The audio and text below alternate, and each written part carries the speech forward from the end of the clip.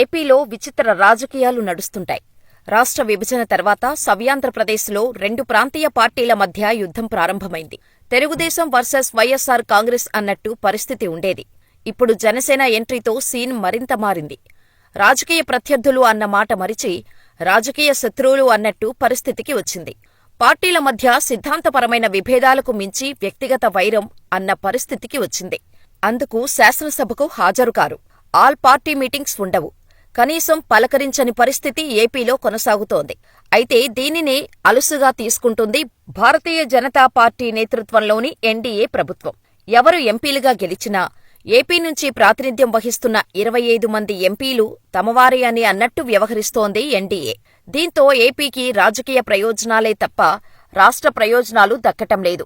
అంతిమంగా ఏపీ ప్రజలు నష్టపోతున్నారు. 2014 ఎన్నికల్లో తెలుగుదేశం పార్టీ గెలిచింది, ఎన్డీఏలో చేరింది. అయితే ఆ సమయంలో తెలుగుదేశం పార్టీ భాగస్వామ్య పక్షంగా ఉన్నా తెరవెనుక వైఎస్సార్ కాంగ్రెస్ పార్టీకి కేంద్రంలోని బీజేపీ సహకారం అందించింది అన్నది ఒక అనుమానం.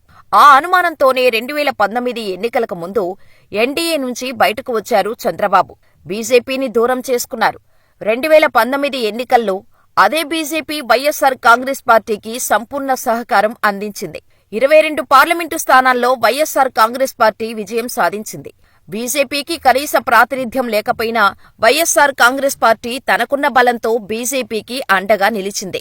అయితే ఇప్పుడు టీడీపీ నేతృత్వంలోని కూటమి అధికారంలోకి వచ్చింది. 21 పార్లమెంటు సీట్లతో ఎన్డీఏ మూడోసారి అధికారంలోకి రావడానికి కారణమైంది ఆంధ్రప్రదేశ్. అయితే ఇప్పుడు టీడీపీ ఎన్డీఏలో కీలక భాగస్వామి.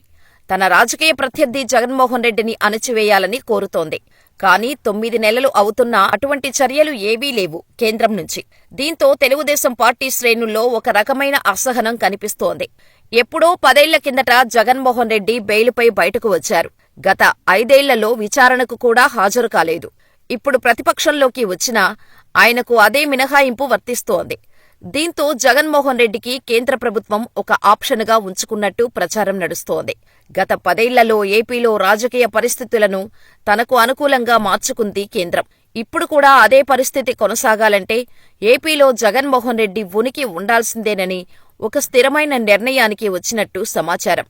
ఇప్పుడు కాని జగన్మోహన్ రెడ్డిని అణచివేస్తే చంద్రబాబు బలం పెరుగుతోంది. తద్వారా బీజేపీకి వచ్చిన ప్రయోజనం ఏమీ ఉండదు. రేపు జగన్మోహన్ రెడ్డి బలం పెంచుకున్నా బీజేపీకి తప్పకుండా అండగా నిలుస్తారు. అందుకే జగన్మోహన్ రెడ్డి ఎదుట ఇండియా కూటమి అవకాశం ఉన్నా అటువైపు చూడటం లేదు. రేపు జగన్మోహన్ రెడ్డి జనంలో బలం పెంచుకోవచ్చు. ఆ ఆలోచనతోనే జగన్మోహన్ రెడ్డి జోలికి కేంద్ర పెద్దలు వెళ్లడం లేదు. మొత్తానికైతే ఏపీ రాజకీయాల్లో మున్ముందు జగన్మోహన్ రెడ్డి సెంటర్ ఆఫ్ అట్రాక్షన్గా మిగలటం ఖాయం. ఇక మరోపక్క 2 తెలుగు రాష్ట్రాల్లో రాజకీయాలు శరవేగంగా మారుతున్నాయి.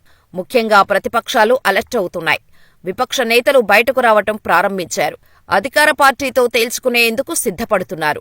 దీంతో తెలుగు రాష్ట్రాల్లో రాజకీయాలు వేడెక్కుతున్నాయి. తెలంగాణలో అధికారాన్ని కోల్పోయారు కేసీఆర్. అయితే ఓటమి తర్వాత ఆయన పెద్దగా యాక్టివ్గా లేరు. సుమారు 14 నెలల అనంతరం ఆయన పార్టీ కార్యాలయానికి వచ్చారు. సమీక్షలు మొదలుపెట్టారు. ఏపీలో సైతం జగన్మోహన్ రెడ్డి జనం బాట పడుతున్నారు. పార్టీ నేతల పరామర్శతో పాటు గుంటూరు మిర్చి యార్డు రైతులను పరామర్శించారు. ఉగాది నుంచి ప్రజాక్షేత్రంలో అడుగుపెట్టాలని చూస్తున్నారు. అయితే ఆ ఇద్దరు నేతలు 6 నెలల వ్యవధిలోనే అధికారాన్ని కోల్పోవడం విశేషం. వరుసగా 2 సార్లు తెలంగాణలో అధికారంలోకి వచ్చారు కేసీఆర్. 2014లో జరిగిన తొలి ఎన్నికల్లో విజయం సాధించింది కేసీఆర్ నేతృత్వంలోని టీఆర్ఎస్.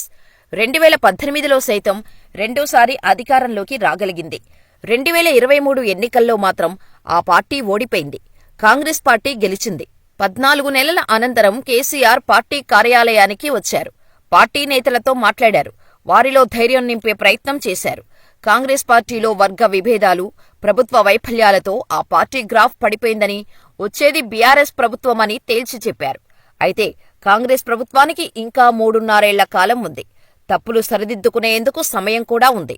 అయితే కాంగ్రెస్ పార్టీ జాతీయ నాయకత్వం బలహీనం కావటం, తెలంగాణ కాంగ్రెస్లో సైతం వర్గాలు నడుస్తుండటంతో కేసీఆర్ మరింత యాక్టివ్ అవుతున్నారు. ఏపీలో సైతం జగన్మోహన్ రెడ్డి చాలా రకాలుగా యాక్టివ్ అవుతున్నారు. పార్టీ నుంచి పెద్ద ఎత్తున నేతలు బయటకు వెళ్తున్నారు. అయితే వారి స్థానంలో కొత్త నియామకాలు చేపడుతున్నారు. పార్టీ నేతలపై దాడులతో పాటు కేసులను ప్రశ్నిస్తున్నారు. ఉగాది నుంచి ప్రజాక్షేత్రంలో అడుగుపెట్టాలని చూస్తున్నారు. ఎట్టి పరిస్థితుల్లో 2029 ఎన్నికల్లో వైఎస్సార్ కాంగ్రెస్ ప్రభుత్వం వస్తుందని తేల్చి చెబుతున్నారు.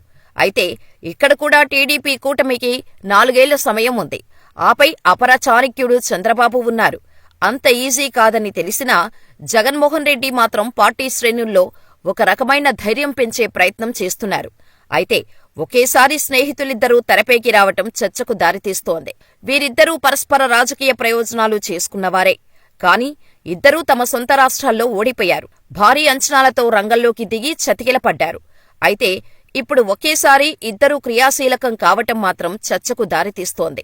ఒక ప్రత్యేక వ్యూహంతోనే ఇద్దరూ ఒకేసారి జర్నీ ప్రారంభించినట్టు అర్థమవుతోంది. చూడాలి వారి వ్యూహం ఎంతవరకు ఫలిస్తోందో.